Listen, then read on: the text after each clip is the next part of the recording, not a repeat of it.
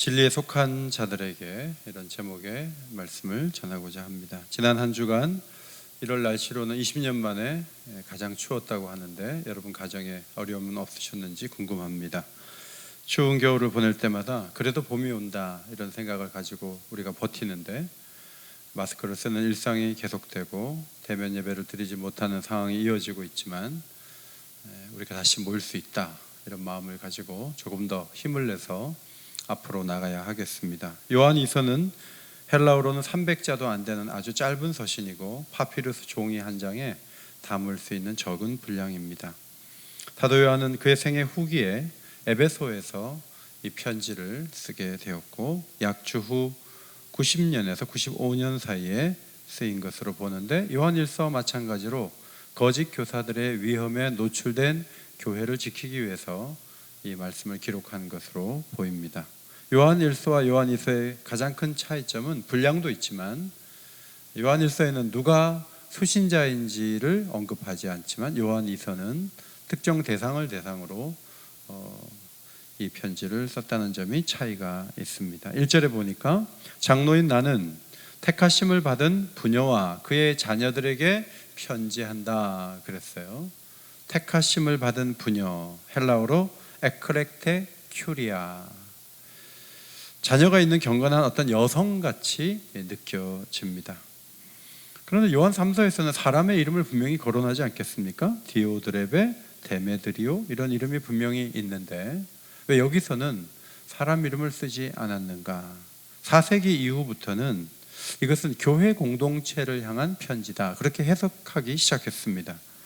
사실 구약을 보면 이사야서에 시온의 딸들이, 시온의 딸아 이런 표현이 나오죠. 이스라엘을 의미하는 거예요. 신약에 와도 남편을 위하여 단장한 신부, 교회를 의미하죠.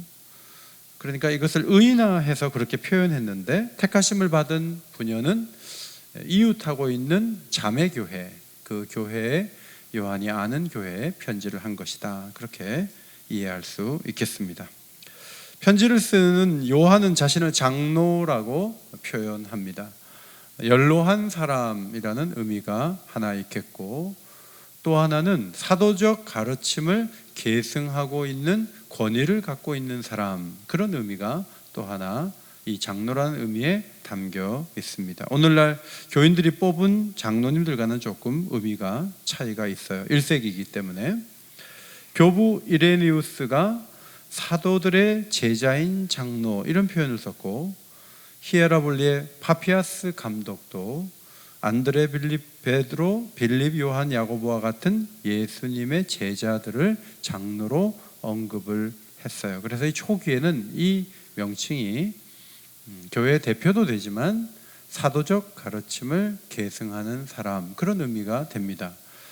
자신을 장로라고 밝힌 가장 큰 이유는 이웃하고 있는 교회, 자신이 다니지도 않는 교회 왜 편지를 보내서 이렇게 저렇게 이야기를 하는가 그 이유, 그 근거가 이 장로라는 표현 속에 담겨 있습니다. 역사를 보면 기독교 신앙이 제 길을 찾아오기까지 개인적으로 충분히 기도하고 개인적으로 충분히 말씀 보고 개인적으로만 잘하면 신앙이 좋다 이렇게 볼 수가 없고 또 한 교회, 개교회만 잘 돌아가면 아무 문제가 없다 그렇게 볼 수도 없어요. 교회는 연결되어 있어야 되고 개인도 공동체와 연결이 되어 있고 때로는 이렇게 저렇게 시정하십시오, 제대로 하십시오. 가정에서 아이들이 계속 얘기를 들으면서 온전한 인격이 되는 것처럼 개인과 교회도 계속 시정을 요구하고 말하면서 더 좋은 교회가 될 수가 있죠. 성도님들께 교육자님들이 이제 전화를 드리는데 대부분 반갑게 받으시고 어떤 분은 그동안 하고 싶었던 얘기를 열어놓느라 꽤 긴 시간을 통화한다는 그런 말씀도 들었습니다. 근데 어떤 분들은 체크하는가? 왜 자꾸 전화를 하지? 이렇게 번거롭게 생각을 하면서 교회 전화 오면 이렇게 막으려고 하고 안 받으려고 하는 분들이 있을 수가 있어요. 그러나 생각해 보십시오. 아무도 전화해 주지 않고 그냥 혼자서 알아서 1년, 2년 버티다가 나중에 좋아지면 만납시다. 그렇게 해서 나중에 만났을 때 정말 좋은 사람이 되겠느냐 하는 거예요. 어려워도 광고도 듣고 화요일부터 통독이 있다 그러는데 말씀 앞에 서고 또 다음날 전화가 와서 들었냐고 물어보고 그렇게 얘기를 하고 그러는 과정 속에 우리가 좋아지는 것이지, 아무 얘기도 하지 않고 내 신앙 내가 알아서 한다 하고 내 길을 걸어가면 된다, 이런 자세와 태도로는 좋은 신앙을 갖기가 어려워요. 이 편지를 받는 교회도 사도께서 편지를 써주셨구나, 너무 고마운 일이다, 우리에게 이런 부분이 부족하구나, 더 잘 가야지, 그러면서 좋은 교회가 되는 것처럼 우리의 신앙이나 교회의 신앙도 연결될 때 하나님의 축복 속에 머물 수 있다 하는 사실을 기억해야 합니다. 편지를 쓰게 된 동기는 1절에 사랑이라고 하는데, 사랑만이 아니라 진리가 사랑의 편지를 보내게 한 원인이라고 얘기해요. 엄밀하게 말하면 진리인데 그 진리 속에 사랑이 담겨 있어요. 그림으로 말하면은 조금 더 사랑의 의미가 더, 진리의 의미가 더 크고 그 안에 사랑이 있다, 그런 것들을 1절 2절에서 느낄 수가 있습니다. 여기서 나타나는 헬라어 단어 사랑은 아가페죠. 아가페.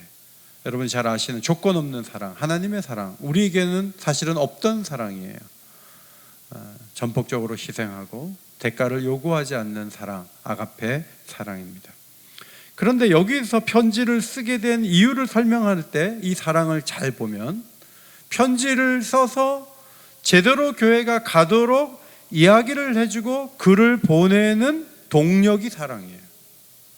우리는 사랑을 오해해서 괜히 얘기했다가 마음 다치겠다, 말하지 말아야지. 여러분, 그게 사랑이 아니에요. 자기 자식 같으면 말하지 않겠어요? 사랑은 고쳐주는 거예요. 그게 아닙니다, 그렇게 하시면 안 됩니다 하고 바꿀 수 있도록, 교정할 수 있도록 얘기해주는 사도 요한의 사랑, 성도들의 사랑을, 진리를 가진 성도들의 사랑을 볼 수가 있습니다. 3절에 은혜와 긍휼과 평강이 진리와 사랑 가운데서 우리와 함께 있으리라 그랬는데, 베드로와 사도 바울과 유다서를 보면 은혜와 긍휼과 평강이 있을지어다, 그렇게 기원하는 문장으로 되어 있는데, 유일하게 여기는 함께 있으리라 하고 진술하는 표현으로 나와 있는 게 차이점이에요. 그러면 은혜와 긍휼과 평강이 있을지어다가 더 좋은가, 아니면 함께 있을 것이다라고 진술해 주는 게 좋은가, 둘 중에 어느 게 더 강력하고 좋은가, 우리가 생각해 볼 필요가 있는데, 저는 둘 다 의미가 있다고 봐요. 사도 요한이 이렇게 있으리라라고 진술한 것은 진리를 가진 자에겐 그것이 보장돼 있기 때문에 있을 거라는 거예요. 그것을 기도하지 않았다 그래서, 원하지 않는다 그래서 안 오는 것도 아니고, 누구에게나 주어지는 축복이다 하는 사실을 확신 가운데 전하고 있습니다. 그러니까 우리가 이런 말을 할 수 있어요. 새해에도 은혜와 긍휼과 평강이 우리와 함께 할 것입니다, 이런 말을 할 수 있어요. 그러니까 새해에도 은혜와 긍휼과 평안이 있을지어다, 이 말도 되지만, 이것도 좋지만 우리와 함께 할 것입니다, 그 말도 의미가 있어요. 이렇게 말한다 그래서 예언을 하는 것도 아니고 기도해서 그것을 가져오겠다는 것도 아니에요. 우리에게 보장된 축복이 반드시 우리에게 온다는 확신을 전함으로 인사하는 거예요. 그래서 이제 새해가 된 지 10일밖에 안 됐는데 은혜와 긍휼과 평강이 형제에게 있을 것입니다, 이렇게 인사말을 성경에서 배울 수가 있죠. 4절에 너희 자녀들 중에 우리가 아버지께 받은 계명대로 진리를 행하는 자를 내가 보니 심히 기쁘도다 그랬어요. 자, 교인들 가운데 지금 좀 고쳐야 될 부분이 있는 성도들이 있어서 그 부분을 고쳐주려고 이 편지를 쓴 것은 사실이지만, 성도들 100%가 다 문제가 있고 다 고쳐야 되느냐, 그렇지는 않아요. 성도들 가운데는 말씀을 잘 지키는 사람도 있고 진리 가운데 행하는 사람들도 있어서 그들을 보면서 사도가 참 기쁘다, 이렇게 표현하는 것을 보게 됩니다. 그래서 문제를 이제 말을 할 때 한 7절부터 이제 문제를 거론하는데요, 4절에서는 칭찬하고 인정하고 기쁨을 전하고 좋은 감정을 전해주잖아요. 그게 필요해요. 자녀들에게 뭔가 얘기할 때도, 야, 네가 아침에 일찍 일어나는 거 아빠 너무 좋아, 성경도 열심히 읽고 너무 좋아, 얘기 쭉 하다가, 그런데 저녁 밤 10시에 갑자기 피아노를 치면 이웃이 뭐라고 할까, 이렇게 조심스럽게 얘기를 꺼내면 되는데, 잘하는 부분은 한마디도 안 하고 그냥 결점만 가지고 막 공격을 해대면 마음을 닫아버리죠. 그러니까 성경적 교정의 방법은 칭찬하면서 시작하는 것이다. 이 사실을 우리가 배울 수가 있습니다. 5절은 요한 1서에서도 언급된 말씀인데, 요한 1서를 먼저 보면 내가 새 계명을 너희에게 쓰는 것이 아니라 너희가 처음부터 가진 옛 계명이다 했는데, 5절을 보면 부녀여 내가 이제 내게 구하노니 서로 사랑하자. 이는 새 계명같이 내게 쓰는 것이 아니요 처음부터 우리가 가진 것이라. 모세 오경 가운데 이미 핵심, 내 이웃 사랑하기를 내 자신과 같이 하라는 레위기 19장 말씀은 이미 오래전에 주어졌죠. 그런데 그 옛 계명이 새 계명이 된 것은 예수님이 오셔서 새로운 표준을 정해 주셨기 때문입니다. 우리 함께 요한복음 13장 34절을 함께 앞에 보시고 읽겠습니다. 시작. 새 계명을 너희에게 주노니 서로 사랑하라. 내가 너희를 사랑한 것 같이 너희도 서로 사랑하라. 자, 레위기 말씀과 요한복음 13장의 차이가 뭐죠? 요한복음 13장에는 내가 너희를 사랑한 것 같이, 내가 와서 본을 보이고 내가 행한 것처럼, 본이 있는 것하고 없는 것하고 다른 거예요. 예수님은 불가능에 가까운 이웃 사랑을 가능하게 하셨는데, 그 중에 하나가 예수님께서 본을 보여주시고 예수님의 영을 성도들에게 보내셔서 성령의 도움을 받아서 이웃을 내 몸처럼 사랑할 수 있는 길을 열어주셨다. 그 사실을 지금 사도 요한이 가르쳐 주고 있는 것입니다. 그런데 이 이웃 사람, 형제 사랑에 조심해야 될 부분을 6절부터 거론합니다. 6절. 또 사랑은 이것이니 우리가 그 계명을 따라 행하는 것이요.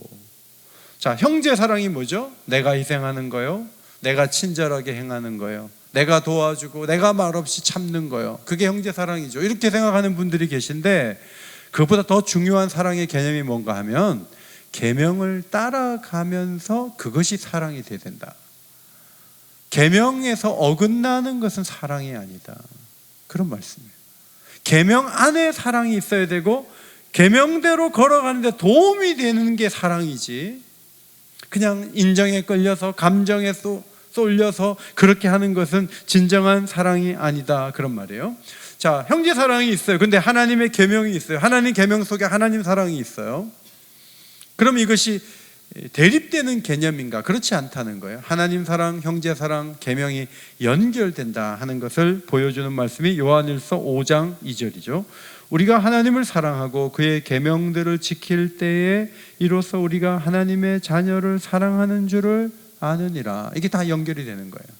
하나님 사랑, 계명 지킴, 형제 사랑, 이게 연결이 돼서 어느 하나가 앞으로 튀어나가거나 예외적인 조항으로 존재하지 않는다. 별개의 사랑은 없다 하면서 이제 7절을 말합니다. 미혹하는 자가 세상에 많이 나왔다는 거예요.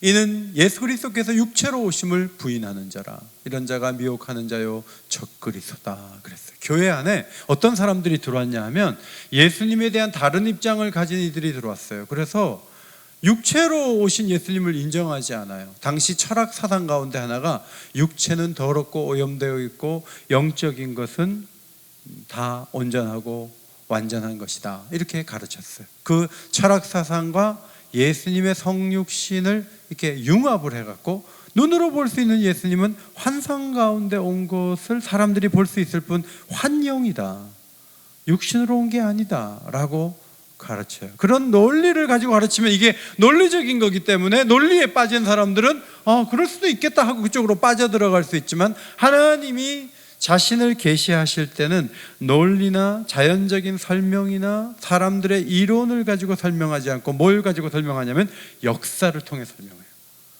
실제 역사를 통해서 말씀하셔요. 아브라함과 이삭과 야곱의 하나님으로 말씀하시는 거예요. 예수님이 이 땅에 친히 육신으로 오셔서 자신이 하나님의 아들 됨과 신성과 인성을 갖고 계신 것을 보여주신 그 시간 속에서 예수님이 누군가가 결정되는 것이지, 어떤 철학자가 미묘한 논리와 철학 사상을 가지고 잘 조합해서 얘기한다 그래서 그것이 받아들일 만한 것이 절대 아니다 라고 말하면서, 그렇게 말하는 사람들은 적그리스도다, 미혹하는 자다 그랬어요. 적그리스도, 안티크리스토스, 헬라어로 그렇습니다. 그리스도를 반대하는 자, 예수님과 대치하고 있는 사람, 그런 뜻이에요. 자, 그런 사람들은 미혹하는 자다. 앞에 먼저 그렇게 나와 있는데, 플라노스, 길을 잃게 만드는 자다, 그런 말이에요. 여러분, 예수님의 인성과 신성이 있는데 어느 한쪽만 믿으면 50%는 믿는 거 아닙니까? 이렇게 볼 수 있지만 그렇지 않습니다. 인성만 믿으면 구원받지 못해요. 신성만 믿어도 구원받지 못해요. 예수님의 인성과 신성을 다 받아들여야 구원에 이를 수 있는 거예요. 그런데 누군가 와서 신인 건 인정하지만 인간은 아니다 라는 얘기를 내가 받으면 내가 걷고 있는 구원의 길에서 이탈하게 되는 것이다, 그런 말씀이에요. 그래서 결국 가던 길을 잃어버릴 수밖에 없습니다. 성도들은 그런 말에 걸려들지 않도록 뭐가 틀렸는지를 분명히 분별할 수 있는 분별력을 가져야 합니다. 오늘날 미혹하여 길을 잃게 하는 방법이 여러 가지가 있지 않겠습니까? 교회도 나오고 교리도 동의하고 교회를 사랑하는 것 같기도 하고, 그런데 말끝마다 교회의 영광을 바라보는, 하나님의 약속과 교회의 영광을 바라보는 게 조금도 없어요.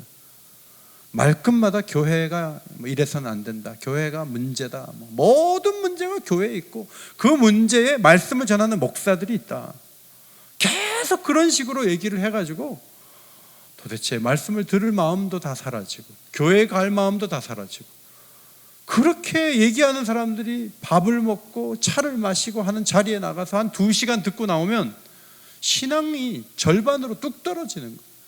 그 신앙생활을 하기 싫은 거예요. 여러분, 교회는 뭐죠? 교회는 그리스도의 몸이에요. 그리스도의 몸을 훼손하면 그리스도를 무시하고 훼손한 거예요. 예수님 따로 교회 따로 아니에요. 주님의 몸된 교회를 영광스럽게 보고, 지금은 부족하고 연약한 모습이 있지만 완전한 신부로 만들어주실 그 영광스러운 세계를 바라보면서 하나님이 그렇게 만드실 거야, 이렇게 선언하고 말할 수 있는 사람이 신앙이 좋은 사람이지, 전부 교회 문제만 얘기하고 밥 먹고 일어나면 그 얼마나 마음이 복잡해지고 힘들어지겠어요. 그래서 저는 예수님의 인성과 신성을 거부하는 사람도 이단이지만, 미혹하는 자지만, 교회의 영광을 훼손하고 말씀을 전하는 이들의 그 권위를 떨어뜨리는 말을 하는 것도 그 배경은 철저히 마귀적인 것이다, 저는 그렇게 봐요. 왜냐하면 그것이 사람들로 하여금 길을 잃어버리게 만들기 때문이에요. 그래서 매우 주의해야 돼요. 8절에 여러분은 스스로 삼가서 우리가 수고하고 맺은 열매를 잃지 말고 충분히 포상을 받을 수 있도록 하십시오. 자, 논의를 현재에서 미래로 가져가죠. 자, 천국이 이제 열릴 것인데, 우리가 하나님께서 마련하신 영원한 나라에 갈 텐데 우리 2가지를 꼭 누려야 됩니다. 첫째로는 전도자, 양육자로서의 영혼을 세우기 위해 애쓰신 분들이 하나님 앞에 여기 이 사람이 제 열매입니다, 이 사람이 제 열매입니다, 그렇게 말해서 칭찬받을 수 있는 기회가 와야 되는데 중간에 잘못된 가르침이나 시험 드는 말을 듣고 빠져나가 버리면 주님 앞에 가서 아무것도 없습니다. 그렇게 된다는 거예요. 그래서 원어에는 열매란 말이 사실은 없지만 가장 좋은 표현이 표준 세번역은 열매라고 쓴 거예요. 수박을 제값에 팔려면 시장에 내오는 날까지 수박이 잘 익어야 돼요. 수확하기 며칠 전에 우박을 맞은 수박을 가지고 3일 전까지는 굉장히 좋았는데 우박을 맞아서 과일이 훼손되었네요, 이러면서 시장에 갔다가 놀 수가 없는 것처럼, 우리가 자랑스럽게 여기는 변화되고 새로워진 사람들이 끝까지 정말 잘 갈 수 있어야, 그래야 우리들의 상급이 취소되지 않아요. 그래서 이 코로나 시대에 우리가 세웠던 사람들을 잘 보살펴야 돼요. 그들이 마음의 문을 닫고 사라지면 우리가 일한 것도 다 헛것이 되기 때문에, 또한 교회 생활을 끝까지 잘해서 하나님 앞에 가서 포상을 받아야죠. 중간에 이런저런 시험 들고 힘들다 그래서 낙오하고 길을 잃어버리면 천국 자체를 못 가는데 어떻게 상을 받겠어요? 그러므로 끝까지 견디고 서로를 보살피고 하나님 앞에서 달려가는 것이 너무너무 중요해요.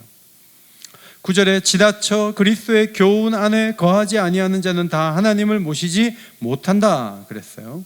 지나쳐라는 프로아고라는 헬라어 단어, 앞서간다 그런 말이에요. 마태복음 2장 9절에 동방박사 앞에 별이 갔죠. 별이 앞서가니까 동방박사가 따라간 거예요. 똑같은 단어가 쓰였는데, 자 보시면, 그림을 보시면 별이 앞에 가고 박사들이 따라가는 거예요. 동방박사가 가는데 별이 따라오지 않고 동방박사들이 별을 따라간 거예요. 우리의 신앙은 마찬가지예요. 하나님께서 주신 교훈을 우리가 따라가는 거예요. 그런데 거짓 교사들은 자신들이 말씀 앞에 있어요. 성경 앞에 있어요. 사도적 가르침보다 자기의 얘기가 더 중요하다고 봐요.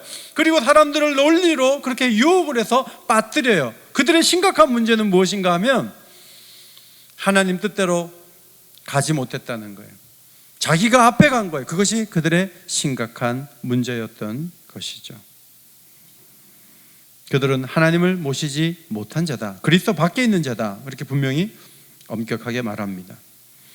9절 하반절, 그리스도의 교훈 안에 거하는 그 사람은 아버지와 아들을 모시느니라 그랬어요. 그리스도의 교훈 안에 거주하는 사람, 시간을 통해서 하나님 말씀대로 살고 예수님을 끝까지 신뢰하고 고백하는 그 사람이 아버지와 아들을 모신 사람이다. 잠시 동안의 고백으로 모신 것이 아니다.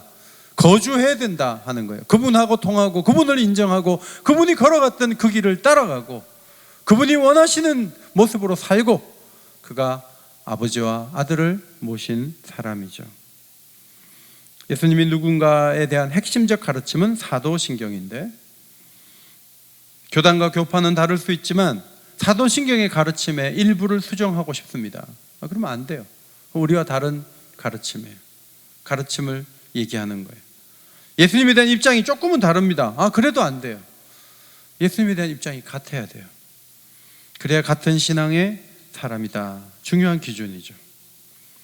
자, 사랑의 사도인 요한이 10절에 가서는 이렇게 강력하게 말하죠. 누구든지 이 교훈을 가지지 않고 너희에게 나아가거든 그를 집에 들이지도 말고 인사도 하지 말라. 너무한 것 같아요. 예수님을 안 모신다 그래서 조금 입장이 다르다 그래서 무조건 집에 들이지 말라, 그런 뜻은 아니에요. 그런데 집에 들여가지고 대화를 하지 않겠습니까? 밥 먹으면서 차 마시면서 대화를 하는데 그 대화가 매우 부정적이고 신앙이 무너질 것 같고 예수님으로부터 멀어지고 말씀을 멀리하고 하나님의 종들이 나빠 보이고 그렇게 대화가 오갈 것 같으면 집에 들이지도 말라는 거예요. 인사도 하지 말라는 거예요. 사랑의 사도가 어떻게 이렇게 단호하게 말할 수 있을까요? 가장 중요한 것은 하나님에 대한 충성이에요. 하나님에 대한 충성을 갉아먹는 지와 같은 사람들을 만나가지고 다 신앙을 훼손하고 시험 들어가지고 제대로 교회 생활도 못하고 술이나 가까이 하고 술이나 마시고, 여러분 그런 사람이 될 것 같으면 왜 만나가지고 문제를 일으키겠어요? 아마도 요한이 보낸 교회 성도들이 부주의하게 그들을 대접했다는 얘기를 사도가 들은 것 같아요. 맞아들이지 말라 분명히 얘기하면서 11절에 인사하는 자는 그 악한 일에 참여하는 자가 된다, 이렇게 엄격하게 말해요. 이단이 퍼지는 것을 돕는 결과를 초래한다면 왜 인사를 나누고 왜 교제를 하느냐, 끊어라, 그렇게 강력하게 말해요. 하나님과 계명의 말씀에 대한 충성이 우선이다. 형제사랑 중요하지만 더 중요한 것은 하나님에 대한 충성이고 교회의 영광을 보존하는 것이고 예수 그리스도를 훼손하지 않는 것이다. 그것을 강력하게 전하고 있습니다. 12절, 종이와 먹으로 쓰기를 원하지 아니하고 오히려 너희에게 가서 대면하여 말하려 하니, 원어에는 입에서 입으로 말하려 하니 이는 너희 기쁨이 충만하게 하려 함이라. 마음 터놓고 5분간 대화하는 것이 편지를 싸들고 전하는 것보다 낫다. 전화에도 오해가 있고 카톡에도 오해가 있고 여러 가지 오해가 있지만 만나서 마음을 터놓고 대화하다 보면 훨씬 더 좋은 결과가 올 것이다. 긴 편지는 아니지만 만남을 갈망하는, 대면을 갈망하는 사도의 마음을 읽을 수 있습니다.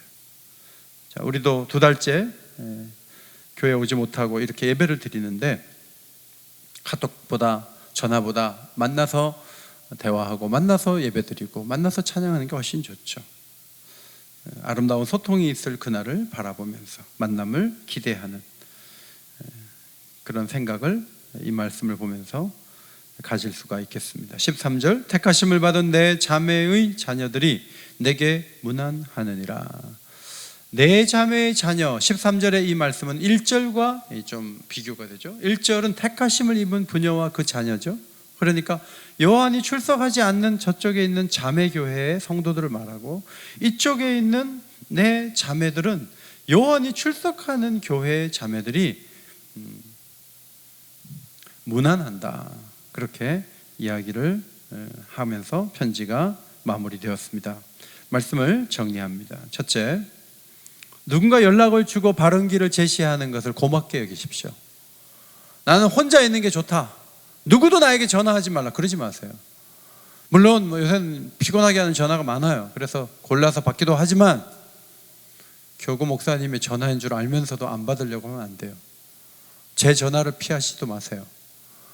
그래도 대화하면서 올바른 얘기를 하고 말씀을 제대로 듣고 있는지 점검하고, 그러면서 좋아지는 거고, 저 또한 선배들하고 통하고 또 다른 주의 종들과 통하고 그렇게 하면서 도움을 받고 앞으로 나가는 것이지 혼자 잘 사는 건 없어요.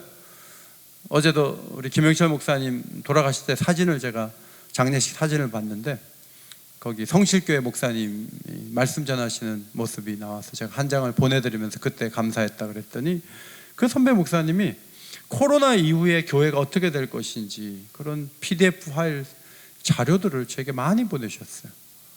그래서 그 책을 보니까 이게 앞으로 교회가 이쪽 방향으로 가야 되겠구나 하는 것을 제가 경험하면서, 이 선배들과 한번 연결되는 게 이런 게 축복이 있구나, 이제 그런 생각을 하게 됐거든요.